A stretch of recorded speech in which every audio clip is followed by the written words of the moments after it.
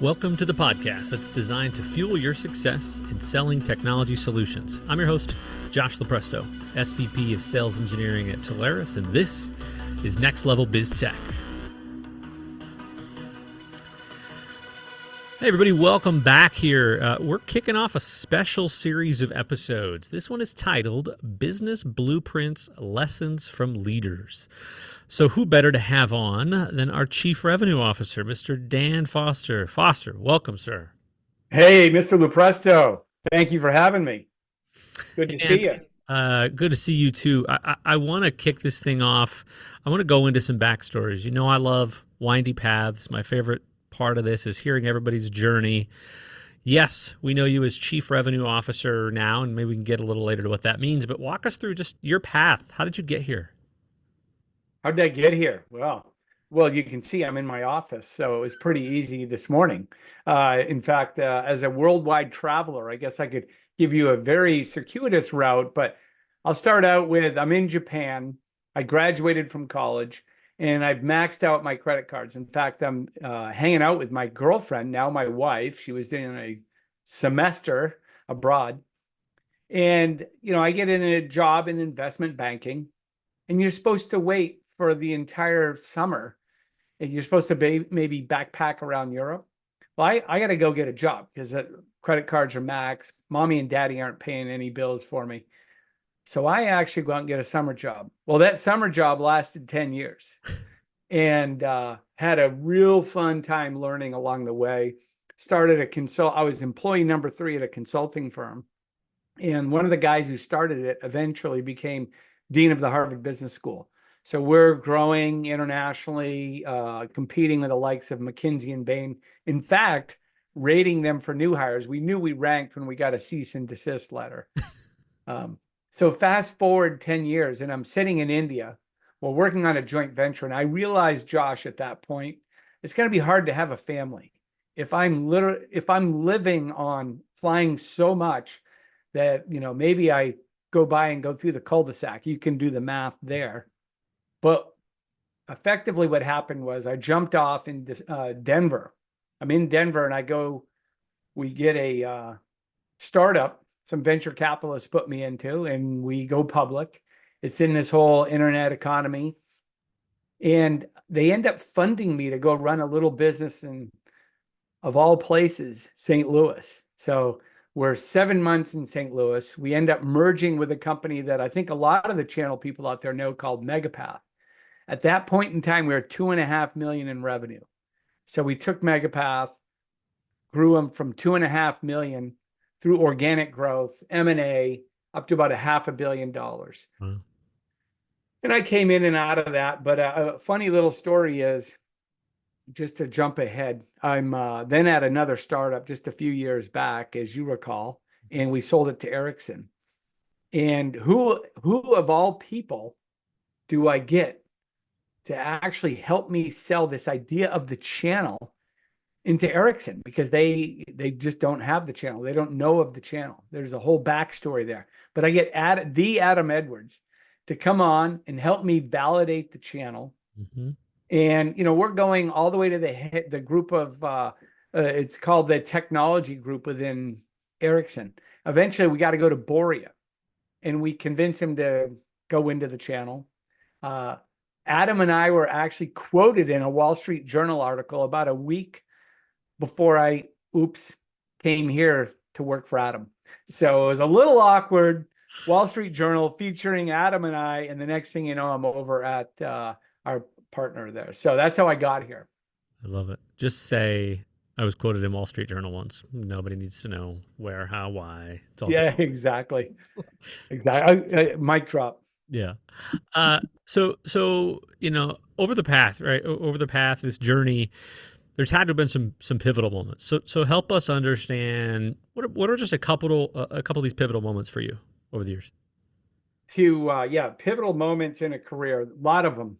But I'll try to boil it down. Probably, maybe, off the cuff here, probably one of the funnier pivotal moments was not your traditional one. It was my buddy, in fact, the guy I grew up across the river from, is managing this band Fish. and we're out. In fact, they're growing. Nobody knew them at the time. They had a small following, mid '90s, late '90s, and we go out and check out a band. It's a band by the name of Dave Matthews, and nobody knew who they were. In fact, they hadn't signed a contract with Elektra yet. And so I go home and I'm like, hey, John needs help managing. Fish is becoming a full-time job. They've got a couple other acts that they may want to help manage.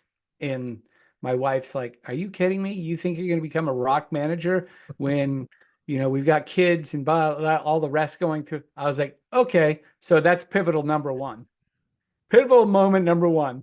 Probably weren't expecting that, Josh. No, I did not know. But no, but really, what it was is it was hanging around early on some of these academics that were focused on growth. Clay Christensen, a gentleman right out of Salt Lake City, esteemed academic and life coach, even towards the end of his life. He wrote an Innovator's Dilemma, and we built a practice around that. Marco Iancidi, a lot of the guys that Kim Clark, that whole group, it gave us this growth bug. Like I was focused on it.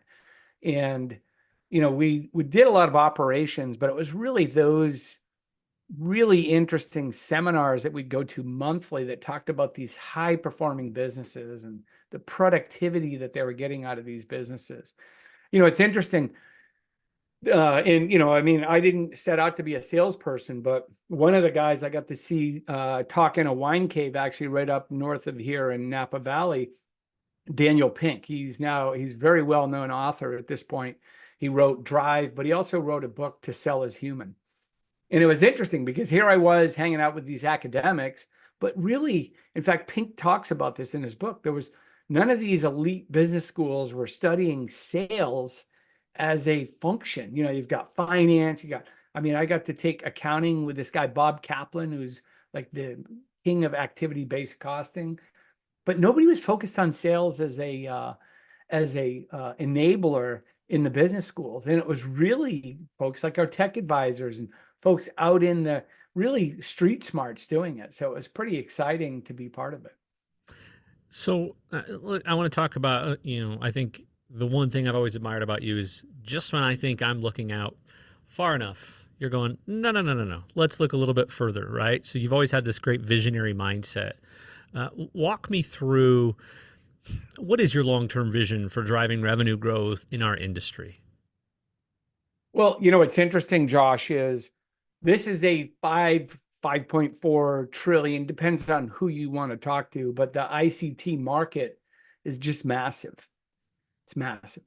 But what's interesting is increasingly, in fact, as you know, our tech advisory, our new tech trends report talks about this. Increasingly, customers are looking to a third party to really say, how should I go about this? How should I think about this digital transformation?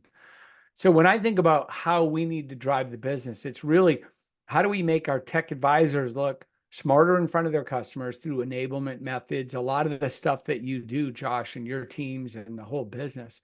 But it's also really looking at that as a buyer journey to say, where are they going to be in 5 years? What are they going to be doing in 5 years? Interestingly enough, our background in network really enabled us as the burgers to add fries and shakes. And now there's whole different meals that are being considered, right? Yeah. In fact, I love we've gone through the pivot, but I love the pivot stories of our tech advisors. And that's what you have to keep in mind. Think about Stuart Butterfield and what he did at Slack, or, we talked about Howard Schultz and Starbucks, going from espresso machines, selling machines to this. And our technology advisors have done that pivot. They've focused on, they were selling, some of them, you and I both know a few of them, they were selling circuits a few years ago, and they've pivoted to hit on that focus of the CEO challenge, revenue generation, productivity, brand experience. It's those things. Fair. Okay, so you get to travel and talk to a lot of these partners. You're at the events, right? Whatever it might be. So you get to see, all right, here's what a successful partner looks like, right? So take into consideration, we've got this big audience of entrepreneurs. What do you think all of these guys and gals that have built their business, what are the top couple strategies that you believe were most successful? While they've built businesses and you've built businesses, is there some overlap there? Yeah. It's one of the sayings I heard long ago was strategy's what you don't do. And if you think about that, it's going to come down to this idea. In fact, I'm going to give you a little bit of a story. But so I'm sitting in London with this guy, Kim Clark, and we're in downtown London with this company, Unilever. Unilever makes tea, toothpaste, ice cream. They own like Fendi, all these brands. In fact, it's much larger than Procter and Gamble, but we think about Unilever as this kind of small European company. And he's sitting there with this guy, basically the CEO of their personal products division. I got to spend a year in Paris, a little known fact, working underneath him as a consultant for their shampoo and deodorant. So I'm actually I used to be a shampoo expert. So, anyways, here we are in London, and Kim basically says to this guy, Perry, listen, with all you're trying to do, you need to go after two key principles: focus and discipline. And so, it was this seminal moment where he realized they're trying to do too much and they wanted to look at their innovation portfolio, but he took that. And so here I am. We jump on a plane. In fact, on that trip, I got to take the Concorde because I needed to be back in the States. And I'm literally the next week at Cummins Engine Company, great company out in Columbus, Indiana. And here Kim Clark is again. He's talking to Tim Salso, the CEO. And he again talks about they're trying to do too much and this idea of focus and discipline. So why am I so focused on, enamored with this? In fact, I'm going to bring in the great German American architect, Mies van der Rohe, his design philosophy, less is more.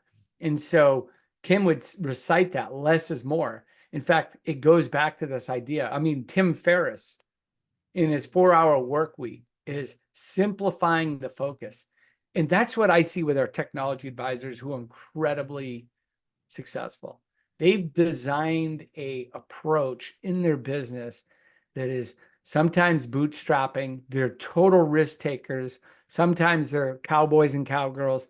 But really what they've done is they've focused on a singular model and then they build that up as a base. Yeah. Does that Good. make sense? Good. Yeah.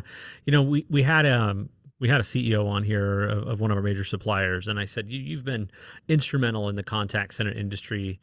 What's the good and the bad that you've seen our partners do, that if you could change it, what would you? And that was exactly that. It was partners become really successful. They do this one thing and then they go, oh my gosh, I could do all these things. And they're not wrong, right? They're entrepreneurs. They can get it done. They can figure it out. But when they focused it and narrow it back, for Yeah. them, they saw massively, massively successful partners. So no, couldn't agree. Yeah. Yeah. Less is more. Yeah. Okay, let's talk about leadership here a little bit, right? So I know you've been part in kind of building some large companies. If I remember right, hiring to the tune of, what was it, 80 salespeople a month at some point, Yeah. right? Yeah. At one point. Yeah. So that's I mean, growth my too. team did. Just to be clear, like, Yeah. can you imagine the interviewing that you would do? But we had 8 talent acquisition people in my group. Well, HR working for my dear friend Linda, but yeah, crazy So scale, let's scale. talk about that. Let's talk about building an innovation mindset. So as you're hiring, as you're bringing on leaders, as you're doing all of those things, why is it so important to have an innovation mindset when we're talking about growth? Yeah, I mean, first off, it's so critical because our industry has never moved faster, and so you have to be, this idea of the pivot. Whereas you've got to be focused and disciplined, you also have to be looking around the corner. And so what I find is building a team of diverse thinkers. Like I look for when I'm building a team, and I think we're there today, Josh. I think about, your colleagues, the broader team that we have here. It's first off, hiring. To your point, hiring is the hardest thing you do. I think you've shown a lot of leadership and really built a team. and I think you understand this, which is hiring is so critical because you're figuring out what chemicals to put into this to make this new compound called growth. And in doing that, you got to set out some big hairy goals to say, how do we own a sector, or what are the 3 steps ahead that we need to be thinking for the partners to be successful in front of their customers. To do that, you need a diverse set of thinkers first off. So, I mean, obviously with you, I always make sure my team has smarter people than me. I'll That's take it. that's I'll the take it. golden. Yeah, I make sure I take an IQ test, personality test, and I mean it's not a high bar here, but so no, but I think diverse sets of thinking really bring to bear kind of that innovator's mindset. It's good. Uh, All right, so part of this series is that I want partners to hear and understand not just the good, but the bad, the really hard stuff as well. So talk to me about a significant challenge that you faced at a previous company, at this company, anywhere, right? From a revenue growth perspective and how you turned it into an opportunity. hmm. I got like how long does this podcast go for? Like 4 hours? I got a few of them. So we're done No, here. I got a simple one. I got a simple one, which is so I come back. So I told you the story of Megapath up to a $500 million. We actually sell off a few of the assets. I leave, go do this Solar City Tesla Energy thing, and I come back. They bring me back. Board brings me back. I go as president, and it was in a decline. So 10% revenue reduction. Importantly, I did a baseline when I got in, and the customer sat and the employee sat wasn't good. Okay, wasn't good. I'll just leave you. I don't want to run numbers here, but it was not good. So I'm a month into the new gig, and I take a call. Actually, I got a message. So uh, I get the message, and I call this guy Max. He's a New Yorker. I call him back, and it's one of these hot ones. So as a president, the escalations I'm going to get, as you can imagine, are Mm-hmm. not the ones who want to call up and say, "Hey, you guys are doing a great job." So he says, "Listen, after 11 people, 11 calls, you're the only one to call me back." So he says our culture is basically sideways. And he says, "Listen, I'm an investor. You hosed up one of these companies I'm with. I forget what it was. We didn't do the install, but I really remember clearly what happened." He said, "I want to take you on a cultural journey. I want you to meet with the CEO of a company that I helped fund. And if it's okay, I'll meet you out in Vegas, maybe 2, 3 weeks. You figure out what works. We're going to go to a company called Zappos." So I get to go out and meet Tony Shea and his team. And it was the culture of the customer. And I realized at that point in time that with our employee engagement in the tank, our customer sat not in a great spot. It's even hard for me to say that. Customer satisfaction at a not a great level. We needed a new program. And so we did this whole best over easiest program. And I learned it from actually the HR person out at Zappos. I kept in touch with her for a bit, and it worked. I mean, 2 years later, what we realized is by focusing on employee engagement, that means we had better tools so they could solve customer problems. In fact, in my staff calls, Josh, I haven't tortured us like this, but we would call into each of the groups. So imagine the accountability in your org. So when you call into billing, you call into support. And the first time it happened, we did it impromptu. So I didn't prep any of my folks. I said, "Hey, we're going to go off script today, folks. We're going to call into a company called Megapath." And everybody was first off in their chairs and not excited by the result. 2 years later, we grew that business 10% quarter over quarter, almost diametrically opposed to when I got back there. 2 years in, I had a great team. We ended up doing like first SD-WAN service provider with UCaaS as a bundle. It was fun. And we unfortunately we ended up selling the business because we are having such a good time. Yeah. But it was focus on employee engagement and really through tools that helped our customers. Love it. Good stuff. Let's talk a little bit about mentorship. So it's been awesome to kind of be surrounded by you, right? From how you've helped me grow personally, mentorship. But let's talk about, as you've mentored others, how does that influence your approach, as a chief revenue officer, and maybe strategies for growth that we just might not realize? Hmm. Well, one is, we talked about that earlier. We've got to be looking out around the corner to say, what does 2x and 5x look like? And then helping, the team look through and manage to a framework that gets you there. So what I had a CEO that I worked for quite a long time, and he taught me that idea of a framework. So we have the objectives and key results framework. Works great, right?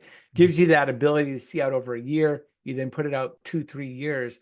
And what you can do is, from a mentoring perspective, is build frameworks and management systems that as we think about 5 years out and Telarus having, taken over the free world, it's those frameworks that we are enabling through that mentorship. It's painting bold visions and building alignment around that. It's also, not answering, but asking the questions and pushing guys like you to go out and kind of say, here are a couple options. And then it's finally, what I like doing is, it's never bringing, teaching folks to bring resolution plans. There's a lot of issues in business, really pushing your team to say, well, come to me with 3, 2 options. Don't come to me with issues. Come to me with the issues, frame it in a way that you can then paint a picture of, here's how we're going to affect change in a positive way. And it shows that you've thought it through. Love it, love it. All right, let's keep going on this change mindset. So, if you look at, I think you said in the beginning, we're at a spot where it's just never changed. Technology's never changed this fast. And I think we always seem to say that. I think the people before us said that, the people after us Yeah. are going to say that, but it really does, at least if we zoom out over the last 20 years, it's changing now faster than ever. So, how do you stay ahead of the curve in that from a revenue generation, from a sales strategy perspective? Do the basics come into play? Do you use some of these advanced tactics and strategies? What are your thoughts around that? Well, we can't give all of our secrets out, right? But like water it down a little bit. No, first off, the idea of how you execute is foundationally in the basics. You learn fundamentals around follow-up and the focus, and you put in programs to go do this. Sure, the technology, Moore's law is out the door, I think, right? You know better than I. But in digital transformation is coming. What's really interesting is where we're at a crossroads. We're enabling these technology advisors to compete against the global system integrators. That what I know the team jokes about not having lost to Deloitte in a couple of years or something like that. The technology advisor is really what we're pushing to also stay up to what's the right word here? Stay up to almost a new standard for themselves to say, how do I enable that digital transformation? Think of it, going from selling a network, and you and I know a few of these partners, selling a network or even selling circuits, to now not just selling contact center, but full on from website all the way through to support the digital transformation. And I love Dion Hinchcliffe, who, as you know, drove a lot of the thinking behind the technology report, talks about this idea of DX, digital experience. So when you think about the technology advisor pushing the CEO to think through the branding customer experience, it's now become more than ever a full digital experience. So what do? We've got to have a buyer journey for the technology advisor who needs to learn, hey, it's not just fries with that burger, but what does it actually mean to have identity management or zero trust network access together with that network? So we've got a lot to deploy from a sales enablement perspective. And, you guys do it every day, Josh. I mean, you see that it's critical to keep doing what we're doing around the sales enablement function for those technology advisors. Yeah. Yeah. I think I think you said it there a little bit. The hardest part about this is finding the opportunity to let your customers know all these things that you can do, right? So there's strategies around QBRs, opportunities for that where it's less tactical and more strategic, but it's just such a different problem than it was years ago. Now there's just so many things that you can sell to these end customers for the advisors. It really opens up that door of, what I can do everything at this point. Yeah, Almost say right. that you need as a customer. If you're buying it, I can help you with that. That's right. That's right. But you've got to be careful too, right? Like you've got to not come across as though you're trying to sell them a catalog. Yeah. Yeah. Fair. Final couple thoughts here. So if we look back as you kind of reflect a little bit, right, your career from a revenue perspective, revenue officer, what does true success mean to you, right? And how do you measure that? Well, I'm a numbers guy, so we measure it in numbers, and I love winning.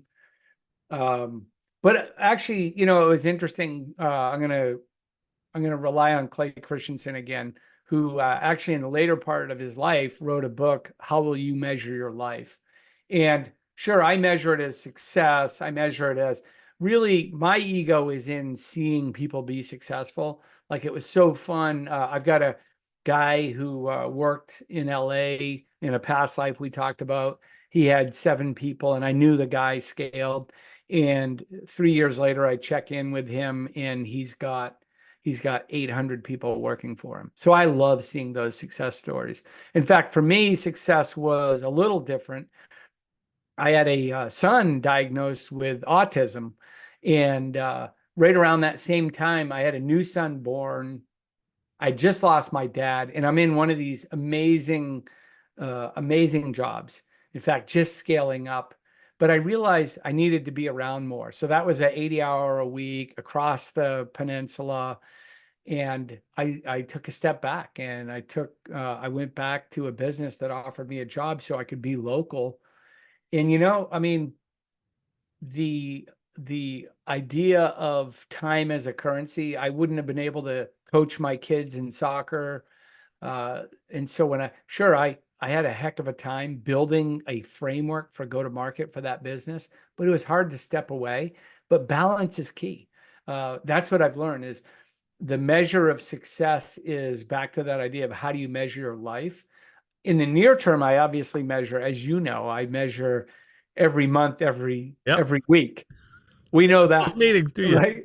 I don't miss much on that front. It's my, as I trained as an engineer and a quantitative economics guy coming out of college. I left that in the box, mind you, coming out of college. I think the engineering degree never actually got cracked. But that's how I think about success. No, it's good. It's good balance. If I look back, we're been doing a lot of episodes here, right? As we wrap up season two. Yeah, doing a phenomenal job. Thanks. And as we look back, there are some key trends, right? From the leaders like yourself that we've chatted with. Balance is key. It doesn't matter if you can't keep it in balance. And I know there's those Yeah, people that are like, oh, if you love what you do, no, balance matters. You have to yeah, be purposeful about balance. So awesome call out. that's right.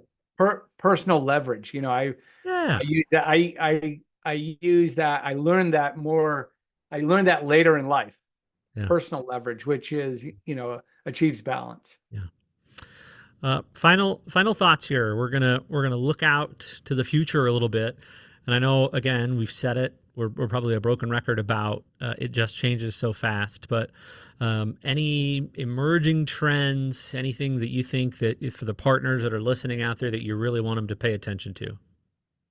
I mean, there's the obvious ones. I'm on stage pitching AI and DX and cyber, but I want to go back to this idea that we went out and interviewed 150 CXOs, so there are CIOs, chief digital officers, and increasingly they are buying through the channel. So when I look out, sure, there's lots of technology. You and we are going to be on top of the next one. But I think the most interesting trend is the fact that affinity towards this channel is only accelerating. The propensity for success is really the CXOs. These are larger corporations, but importantly, those mid-market have validated and are doing nothing other than running to our technology advisors for advice and to buy services.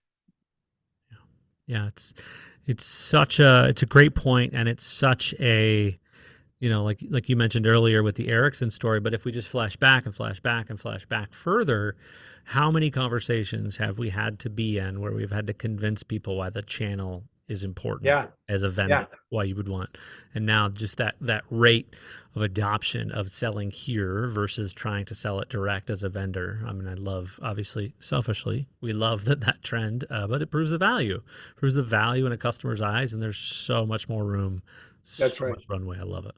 Yeah, and there'll be some transactional stuff. Look, things are going to go through marketplaces, transactional, but that's why the complex sale starts with the technology advisor and teams like you. Yeah, love it. All right, Dan, I'm questioned out, man. I really appreciate you doing this with me, buddy. No, I love it. Thanks. And I love the new background there too. That is, looks like an anechoic chamber or something to that effect. No echoes in here, baby. Yeah. Love it. All right. Hey, man, that wraps us up for today.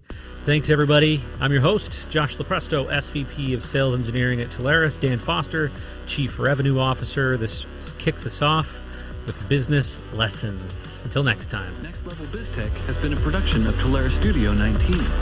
Please visit Telarus.com for more information.